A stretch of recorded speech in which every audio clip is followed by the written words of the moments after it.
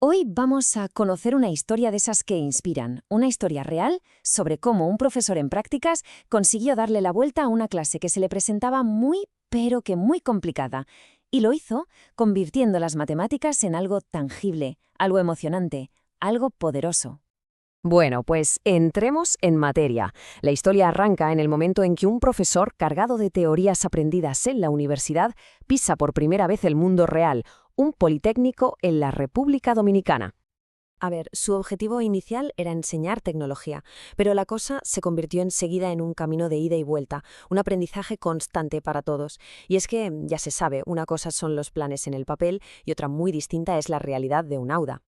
El profesor no tardó en darse cuenta de que todos esos esquemas tan ordenados y las teorías pedagógicas de la carrera estaban a punto de enfrentarse a su prueba de fuego.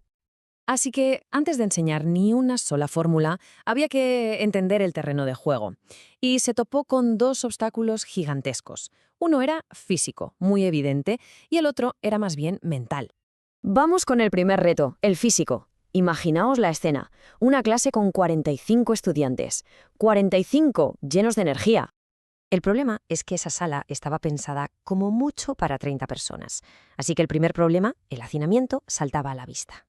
Y por si fuera poco, para combatir el calor del Caribe, solo había 2 ventiladores en el techo. Aquel ambiente tan sofocante era sin duda el enemigo número 1 de la concentración. Pero ojo, porque el desafío más grande no era el calor ni el espacio. Era un muro psicológico. Para el alumnado, las matemáticas eran sencillamente un rollo difícil y que no servía para nada. Con este panorama estaba claro que el método tradicional no iba a funcionar. Así que el profesor tomó una decisión valiente. Si no podía cambiar el aula, cambiaría por completo la forma de enseñar. El plan era pasar de la teoría pura y dura a crear experiencias que se pudieran tocar, donde las matemáticas se vieran en acción. Y para lograrlo, se sacaron 2 ases de la manga que parecían más juguetes que otra cosa: piezas de Lego y placas de programación Arduino. Con estas nuevas herramientas sobre la mesa, el escenario estaba listo. A lo largo de 8 sesiones, lo que empezó como pura desconfianza se fue convirtiendo en algo que casi parecía magia. Este camino, desde la duda hasta la confianza, se puede dividir en 3 fases muy claras. Al principio, claro, la gente alucinaba. La pregunta era constante. ¿Pero, profe, qué tiene que ver construir con Lego con las mates? Y entonces llegó el gran momento, el primer milagro. Un equipo consiguió programar su robot para que dibujara un cuadrado perfecto. De repente, la geometría abstracta tenía un propósito, y la clase estalló de alegría. Esto resume a la perfección esos momentos de ¡ajá! Un estudiante que estaba programando un semáforo con luces LED por fin entendió para qué servía en el mundo real una ecuación lineal. ¡Increíble! Para las últimas sesiones el cambio era total. La gente discutía sobre algoritmos con una pasión increíble. Habían descubierto que las matemáticas no eran un enemigo, sino una herramienta para controlar la tecnología que les flipaba. Pero seamos realistas. Esta historia de éxito no es un cuento de hadas.